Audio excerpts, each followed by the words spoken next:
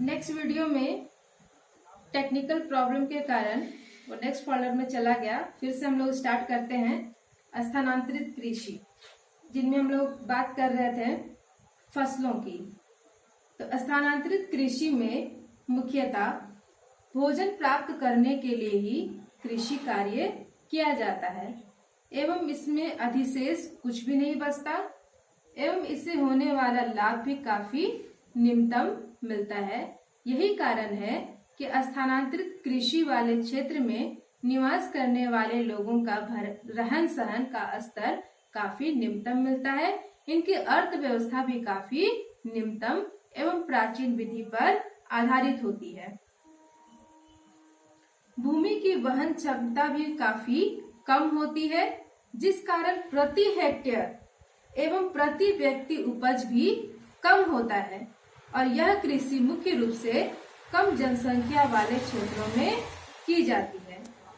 जैसा कि हम लोग पहले भी चर्चा कर चुके हैं कि इस प्रकार की कृषि मध्य अफ्रीका, उत्तरी पूर्वी भारत जिसमें असम, मेघालय, मणिपुर, त्रिपुरा, नागालैंड एवं मिजोरम, मध्य अमेरिका एवं दक्षिणी अमेरिका के विभिन्न भागों में की जाती है, जो काफी प्राचीन विधि से की जाती है एवं वन अधिनियम के लागू होने के बाद इस प्रकार की कृषि को पूर्णतः बंद कर दिया गया है। स्थानांतरित कृषि के सबसे बड़े दोष इसमें वनों का ह्रास होता है एवं पर्यावरण को क्षति होती है, मिट्टी की उर्वरता का नाश होता है एवं मृदा अपरदन तेजी से होता है। अतः यही कारण है कि स्थानांतरित कृषि को पूर्णतः बंद कर दिया गया है। नेक्स्ट हम लोग जानेंगे गहन निर्वाह कृषि, इंटेंसिव सब्सिस्टेंस एग्रीकल्चर। गहन निर्वाह कृषि यह कृषि मुख्यतः एशिया के घनी आबादी वाले क्षेत्रों में की जाती है, जिसमें चीन, भारत, पाकिस्तान, बांग्लादेश, दक्षिणी पूर्वी एशियाई देश तथा जापान सम्मिलित है। इस प्रकार के कृषि को मुख्यतः दो वर्गों में रखा गया है: चावल प्रधान गहन निर्वाह कृषि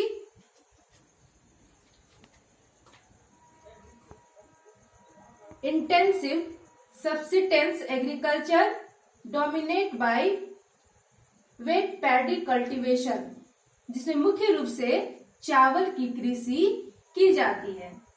सेकेंड जो इसका सब डिवीजन है intensive subsistence agriculture dominated by crop other than paddy, चावल रहित कृषि निर्वाह गहन निर्वाह कृषि, जिनमें चावल की कृषि नहीं बल्कि गेहूं की कृषि मुख्य रूप से की जाती है।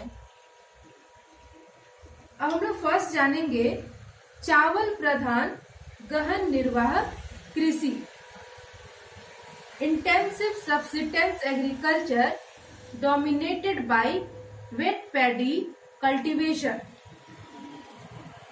इसमें चावल की कृषि मुख्य रूप से की जाती है। यह मुख्यतः उच्च घनत्व वाले क्षेत्रों में किया जाता है और यही कारण है कि यहाँ अधिक जनसंख्या होने के कारण खेतों का आकार छोटा होता जाता है एवं भूमि का गहन उपयोग किया जाता है, अधिक से अधिक उपयोग किया जाता है। कृषि का समस्त कार्य कृषक एवं उसके परिवार के सदस्यों के द्वारा की जाती है। मशीनों का प्रयोग बहुत कम होता है। मिट्टी की उर्वरता को बनाए रखने के लिए पशुओं के गोबर की खाद का प्रयोग किया जाता है। अतः यही कारण है कि प्रति इकाई उत्पादन अधिक परंतु प्रति इकाई कृषक उत्पादन काफी कम होता है। अब यहाँ जानने योग्य बात यह है कि यदि हम लोग इसको वर्तमान परिप्रेक्ष्य में देखें,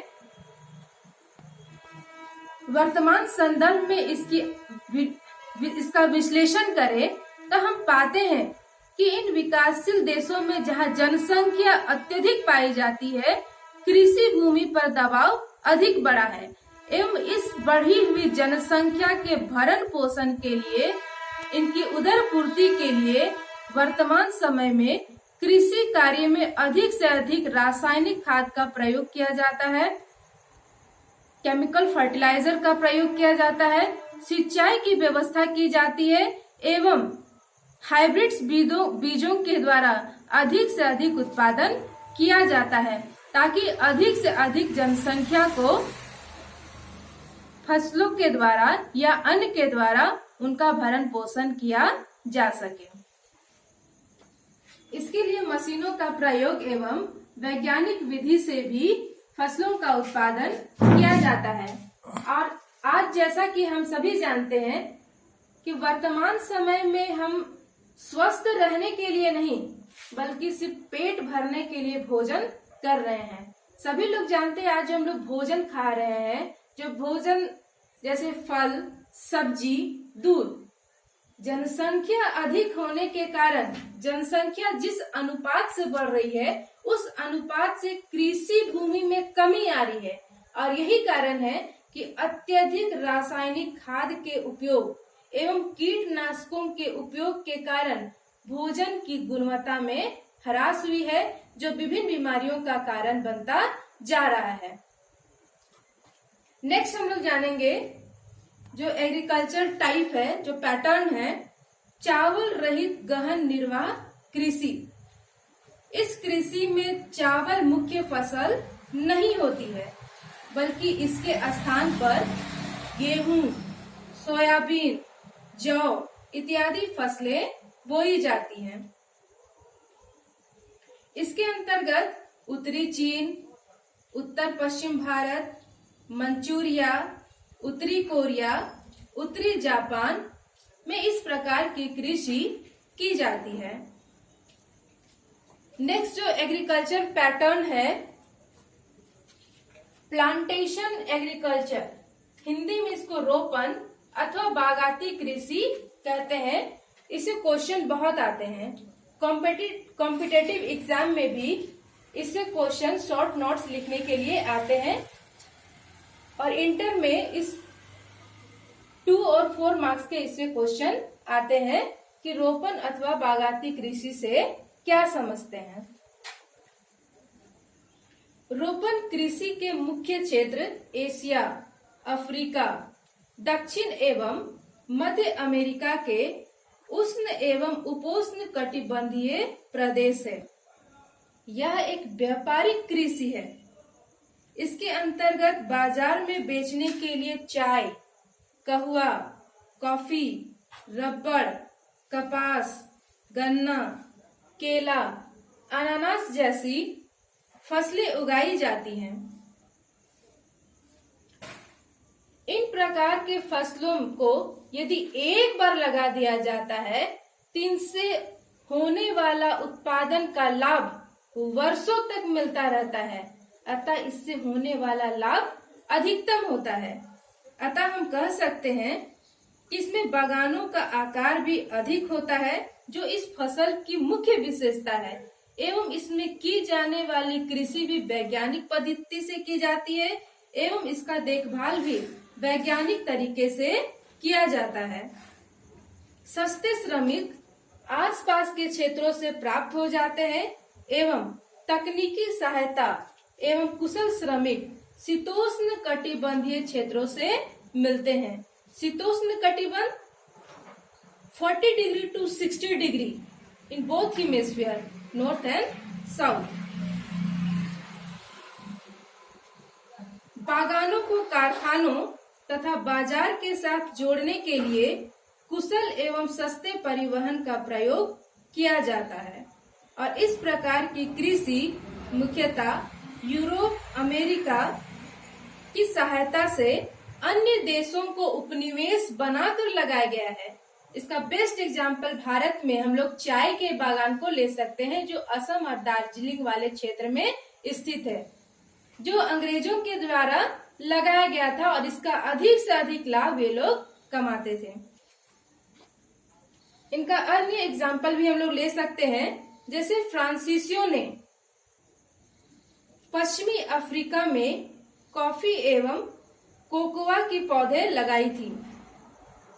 ब्रिटेन वासियों ने भारत एवं श्रीलंका में चाय के बागान, मलेशिया में रबड़ के बागान, पश्चिमी द्वीप समूह में गन्ना एवं केले के बागान विकसित किए थे। स्पेन तथा अमेरिका के निवासियों ने फिलीपींस में नारियल तथा गन्ने के बागान लगाए थे।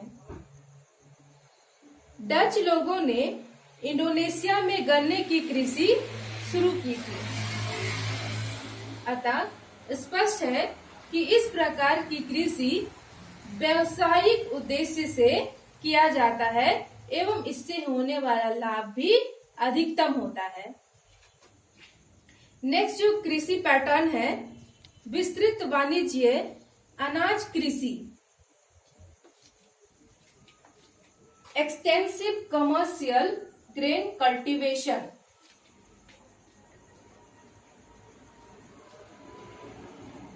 इस प्रकार की फसलों में मुख्यतः मक्का, जौ, जय, राई जैसी फसलें उगाई जाती हैं।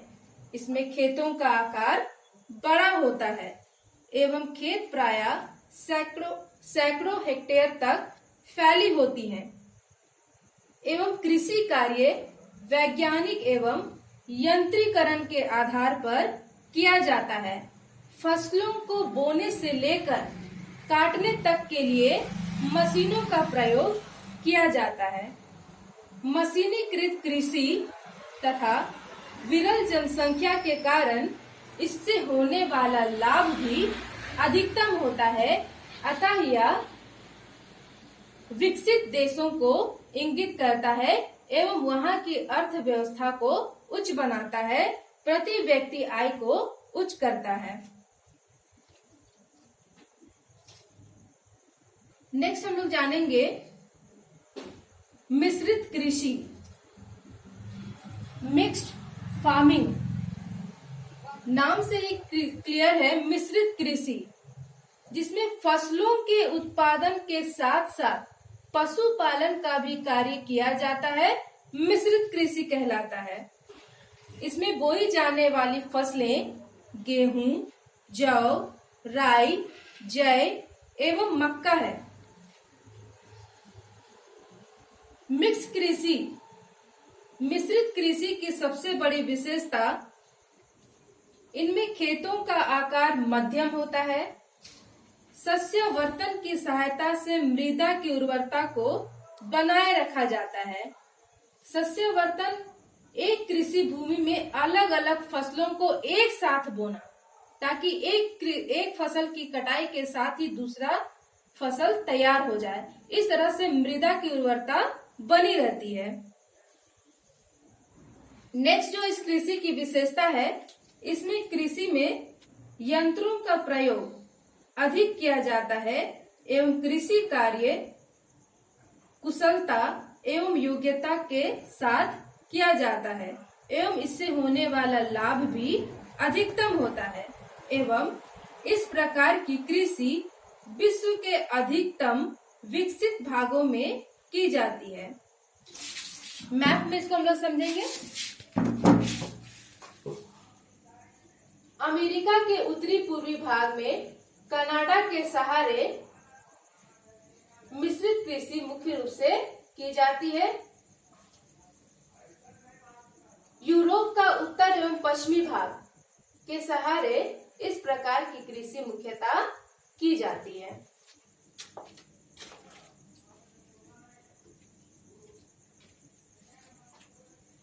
नेक्स्ट जो एग्रीकल्चर टाइप है, एग्रीकल्चर पैटर्न है डेयरी फार्मिंग, डेयरी कृषि। नाम से ही क्लियर है, यह एक विशेष प्रकार की कृषि है जिसके अंतर्गत पशुओं को दूध के लिए पाला जाता है एवं उनके स्वास्थ्य, प्रजनन एवं पशु चिकित्सा पर विशेष ध्यान दिया जाता है। यदि हम लोग भारत का एग्जाम्पल ले तो गुजरात का आनंद दुग्ध उत्पादन में पूरे विश्व में नंबर 1 स्थान रखता है, फर्स्ट रैंक रखता है। अतः इन क्षेत्रों में हम कह सकते हैं कि डेयरी फार्मिंग विकसित है। इस प्रकार की कृषि की प्रमुख विशेषता, यह कृषि उन्नत प्रकार की कृषि है जिसमें दुधारू पशुओं को पाला जाता है। पशुओं के लिए घास संचित करने के भंडार एवं दुग्ध उत्पादन में अधिक यंत्रों के प्रयोग के लिए अधिक पूंजी की आवश्यकता होती है। पशुओं की देखरेख पूरे साल की जाती है और इसमें कोई भी अंतराल या गैप नहीं होता है। यह मुख्यतः नगर एवं औद्योगिक क्षेत्रों के आसपास किया जाता है ताकि इसे आसानी से बाजार तक पहुंचाया जा सके, क्योंकि दूध एवं इससे बनी हुई वस्तुएं तुरंत खराब होने वाली होती हैं। अतः इन्हें नगर के समीप स्थापित किया जाता है ताकि इसको आसानी से बाजार की सुविधा उपलब्ध हो सके और डेयरी वस्तुएं खराब न हो। यह कृषि मुख्यतः विश्व के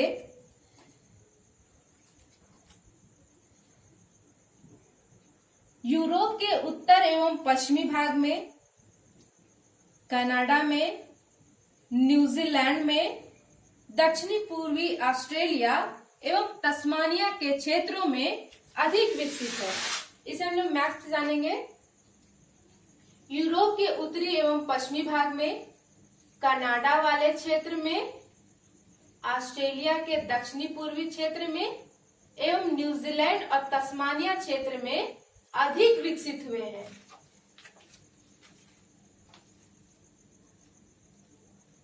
नेक्स्ट जो एग्रीकल्चर पैटर्न है, मेडिटेरेनियन एग्रीकल्चर, भूमध्य सागरीय कृषि।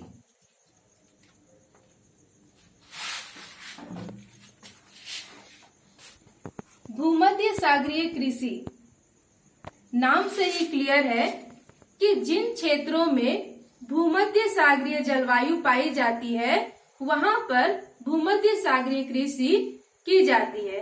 भूमध्य सागरीय जलवायु विश्व के उत्तरी अमेरिका में सेंट्रल कैलिफोर्निया, साउथ अमेरिका में सेंट्रल चिली, दक्षिणी अफ्रीका एवं भूमध्य सागर के सहारे फैले क्षेत्र इत्यादि में भूमध्य सागरीय जलवायु पाई जाती है, जिसका विस्तार, अक्षांशीय विस्तार 40 डिग्री से 60 डिग्री अक्षांशों के बीच मिलता है एवं यह महाद्वीपों के पश्चिमी भाग में ही इस प्रकार की जलवायु पाई जाती है। भूमध्य सागरीय जलवायु की सबसे बड़ी विशेषता यह है कि इस प्रकार की जलवायु में जाड़े के दिनों में वर्षा होती है एवं इन क्षेत्रों में रसदार फलों की कृषि मुख्य रूप से की जाती है, जिसमें अंगूर, जैतून, अंजीर इत्यादि महत्वपूर्ण है। आपको जानकारी के लिए बता दें कि पूरे विश्व में वाइन फैक्ट्री, शराब के जो कारखाने हैं, इन्हीं क्षेत्रों में अधिक विकसित हुए हैं एवं भूमध्य सागरीय जलवायु स्वास्थ्य के लिए भी उत्तम माना जाता है। यहाँ सालों भर की जलवायु एक जैसी होती है, ना तो अधिक गर्मी पड़ती है ना अधिक ठंडी पड़ती है। आप अधिकांश देखते होंगे न्यूज़पेपर में कि जितने भी क्रिकेटर्स हैं, जितने भी हीरो हीरोइन हैं, एक्टर एक्ट्रेस हैं, ये लोग अपना शादी करने के लिए मुख्य रूप से रोम, इटली वाले क्षेत्र को चुनते हैं। ऐसा क्यों चुनते हैं? क्योंकि यह क्षेत्र फोटोग्राफी के लिए बेस्ट है, स्वास्थ्य के लिए बेस्ट है। अतः यह क्षेत्र स्वास्थ्य के दृष्टिकोण से सबसे बेहतर माना जाता है। यदि हम लोग कृषि की बात करें तो इन क्षेत्रों में रसदार फलों की कृषि मुख्य रूप से की जाती है, जिनमें टमाटर भी फेमस है। बहुत सारे मूवीज में आप लोग देखे होंगे टमाटर फेस्टिवल में डांस करते हैं।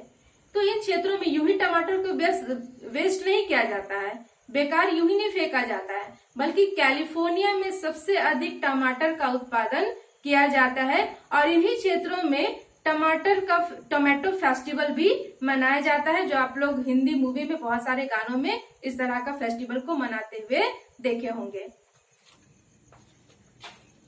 नेक्स्ट हम लोग जानेंगे कारखाना कृषि,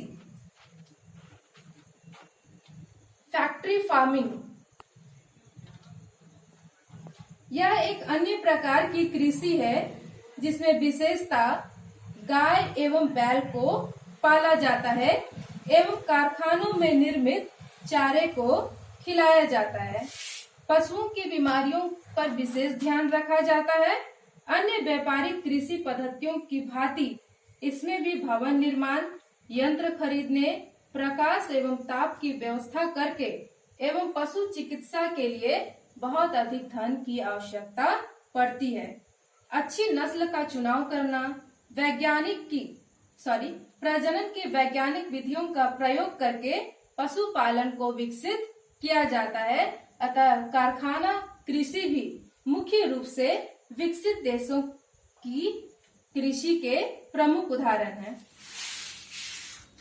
एक क्वेश्चन आते हैं, इससे पहले हम लोग भूमध्य सागरीय कृषि की बात कर रहे थे। इसमें 2 मार्क्स से क्वेश्चन आते हैं, ट्रक फार्मिंग क्या है? What is truck farming? चूंकि भूमध्य सागरीय क्षेत्रों में रसदार फलों की कृषि, साइट्रस फ्रूट्स का उत्पादन सबसे अधिक होता है और वहां इस प्रकार की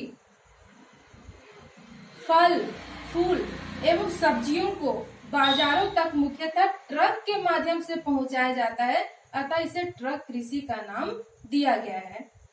ट्रक फार्म एवं बाजार के मध्य की दूरी जो एक ट्रक के द्वारा रात भर में तय किया जाता है, उसी के आधार पर इसका नाम ट्रक फार्मिंग किया गया है।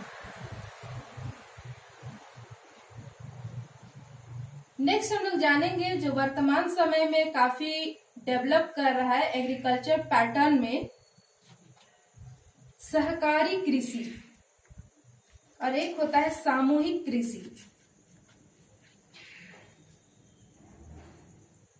Cooperative farming and collective farming. तो फर्स्ट हम लोग जानेंगे सहकारी कृषि क्या है।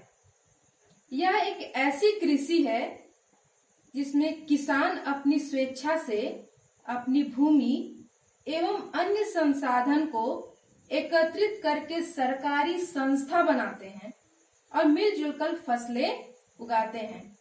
इस पद्धति में कृषि भूमि पर किसी किसान का व्यक्तिगत श्रेय नहीं होता है, व्यक्तिगत स्वामित्व नहीं होता है, बल्कि जितने भी इनके सदस्य होते हैं सभी का स्वामित्व बराबर होता है एवं इससे होने वाला लाभ भी सभी को बराबर रूप में दिया जाता है।